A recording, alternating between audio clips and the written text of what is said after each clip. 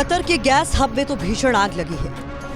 खतरा यह है कि इस आग से आपके गैस स्टोव में सुलगने वाली आंच बुझ सकती है। गौर करने वाली बात यह है, इस बार खतरा सिर्फ एलपीजी पर ही नहीं, बल्कि कतर की एलएनजी फैसिलिटी पर हमले ने पीएनजी सीएनजी की सप्लाई को भी संकट में डाल दिया है। भारत कतर से लगभग 40% एलएनजी आयात करता है, जो खास तौर पर रास लाफान से सप्लाई होती है, जहां हमला हुआ है।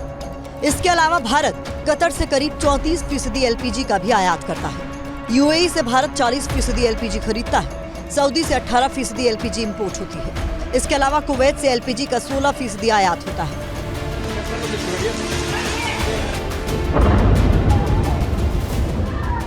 अब खाड़ी में ये पूरा oil and gas infrastructure under attack है। दूसरी तरफ स्ट्रेट ऑफ हॉर्मुज पर भी आवाजाही सामान्य नहीं है। इसका मतलब है कि भारत समेत पूरी दुनिया में ऑयल और गैस की सप्लाई चेन प्रभावित हो सकती है। नतीजा ऊर्जा संकट, तेल गैस की कमी और महंगाई की शक्ल में सामने आ सकता है। एलपीजी संकट तो देश में चल ही रहा है। हमले हुए हैं, लेकिन सबसे बड़ी बात यह है कि हमलों में डैमेज कितना हुआ है, ये असर्टेन होना अभी बाकी है। तो ऐसे में हमलों की वजह से दुनिया के अंदर तेल और गैस का संकट तो गहराएगा, इसके बारे में कोई शक नहीं है। या संकट की वजह से जो माहौल बन रहा है, जिसमें अफवाहें भी शामिल हैं, वो बाजार को और दुनिया को तकलीफ दे रही है। अब सवाल यह है कि पीएनजी सीएनजी की किल्लत का खतरा कैसे मंडरा रहा है। भारत अपनी पीएनजी जरूरत का कुछ देश में उत्पादन करता है, बाकी एलएनजी से तैयार की जाती है।